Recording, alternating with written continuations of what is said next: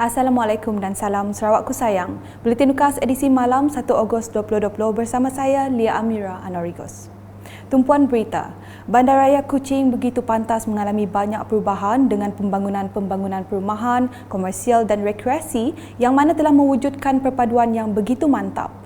Berucap dalam majlis sambutan Hari Bandaraya Kuching ke-32, Ketua Menteri Datuk Patinggi Dr. Abang Haji Abdul Rahman Zohari Tun Datuk Abang Haji Openg merakamkan syabas dan tahniah kepada seluruh warga Kuching khususnya pihak Majlis Bandaraya Kuching Selatan MBKS dan pihak Dewan Bandaraya Kuching Utara DBKU. As you know, we are undergoing a transformation towards a digital economy, and the development of our cities cannot be isolated from our effort to transform towards that economy.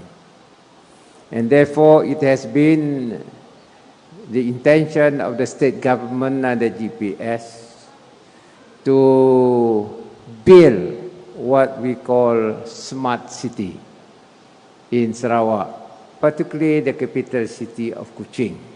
Dalam ucapan beliau memfokuskan mengenai keadaan negara yang masih belum selamat sepenuhnya dan orang ramai diminta jangan mengambil ringan dengan SOP yang telah diarahkan oleh pihak Jawatankuasa Pengurusan Bencana Negeri Sarawak.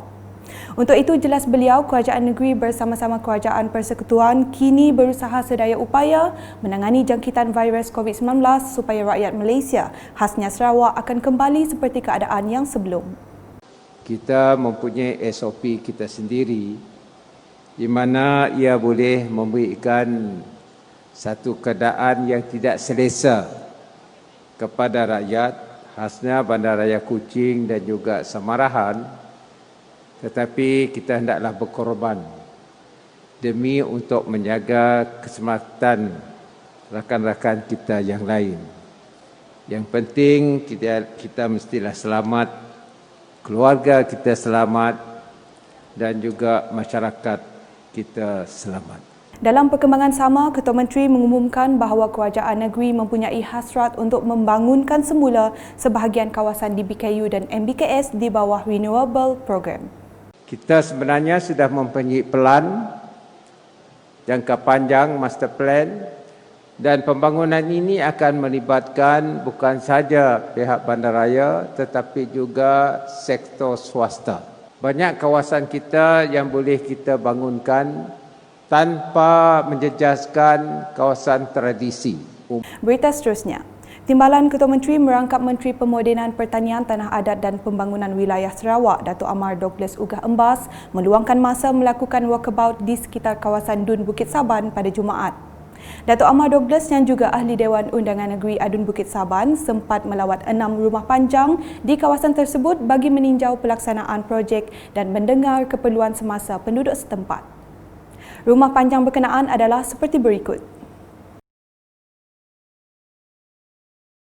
Terdahulu, Datuk Amar Douglas melakukan kunjungan singkat menyaksikan pelaksanaan ibadah korban oleh masyarakat di Kampung Hulu Sepauh sempena sambutan perayaan Hari Raya Aidiladha. Selanjutnya, Kerajaan Sarawak mengucapkan terima kasih kepada Kerajaan Brunei Darussalam di atas keputusan menangguhkan perintah bayaran keluar dan bayaran masuk 2020 kepada 1 Oktober depan, di mana sepatutnya mula dilaksanakan pada hari ini 1 Ogos 2020. Timbalan Ketua Menteri Datuk Amar Awang Tengah Ali Hassan dalam sidang media di Lapangan Terbang Limbang hari ini berkata, penangguhan itu membolehkan perundingan dalaman dan perbincangan bersama Kerajaan Malaysia diteruskan untuk menilai dan meneliti beberapa perkara berbangkit menerusi surat bertarikh 20 Julai lepas kepada negara Brunei Darussalam. Kita amat menghargai tali persahabatan dan hubungan yang amat rapat antara negara Brunei Darussalam dan Malaysia, khususnya kita di Sarawak ini. Jadi saya sekali lagi ingin bagi pihak Kerajaan Negeri Sarawak khususnya ingin mengucapkan berbanyak terima kasih kepada negara Brunei Darussalam. Dan terima kasih juga kepada Yang Berhormat Datuk Erwan Bihin Yusof Menteri Hal Ehwal Luar Negeri kedua negara Brunei Darussalam. Beliau turut memaklumkan bahawa telah menerima surat daripada Yang Berhormat Menteri Hal Ehwal Luar Negeri dua negara Brunei Darussalam pada 30 Julai 2020 bagi menyatakan tentang keputusan penangguhan tersebut. Berikut pula, sebanyak RM1 juta telah diperuntukkan untuk kerja-kerja penambahbaikan dan penyelenggaraan Taman Bulatan Miri di bawah projek program transformasi luar bandar RTP bagi kawasan Dun Piasau. Menteri Muda Pelancongan Kesenian dan Kebudayaan yang juga Adun Piasau, Datuk Sebastian Ting Chiu Yu berkata, projek tersebut merangkumi penambahbaikan laluan pejalan kaki, mencantikkan persekitaran taman dengan pemasangan lampu serta menaik taraf kemudahan permainan kanak-kanak di taman tersebut. We are looking into as number one to improve the facilities there, lighting lah number one, and overall upgrading lah for that area. And because of the popularity, and also we have some more land over this side lah, so we thought we should have an extension lah, extension to make this place into more complete lah. So that will be another 700,000. So all in 1 million lah for the improvement of this place lah. Divided into three projects lah. Beliau berkata demikian semasa ditemui selepas mengadakan lawatan Taman Bulatan Miri pada Khamis. Katanya lagi, projek itu dijangka akan dapat memberi keselesaan dan kemudahan kepada masyarakat Miri yang datang mengunjungi taman tersebut. Perkembangan di Bintulu.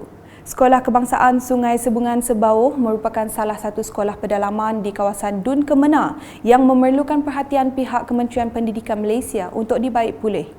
Adun Kemena merangkap Menteri Utiliti Datuk Seri Dr. Stephen Rundi Utom ketika melawat sekolah tersebut pada Jumaat memberitahu ia merupakan bangunan lama dan kurang selamat untuk digunakan yang mana hakisan juga berlaku menyebabkan sesetengah kawasan tanah di sekolah itu terhakis. Kata beliau, hasil lawatan ke sekolah tersebut akan beliau rujuk dan sampaikan kepada menteri bertanggungjawab. Seterusnya, Sarawak Negeri mempunyai keunikan sendiri kerana mempunyai pemimpin yang saling membantu walaupun berbeza kaum, budaya dan agama. Adun Meradong Datuk Ding Guong Hing semasa berucap di majlis simbolik sambutan Hari Raya Aidiladha sempena agihan daging lembu Kampung Melayu di Dun Meradong hari ini berkata, suasana ini dapat dirasai terutama ketika menyambut sesuatu perayaan.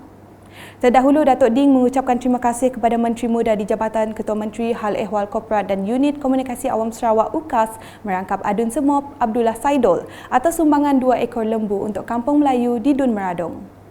Sekian edisi malam bersama saya Lia Amira dan kru penerbitan.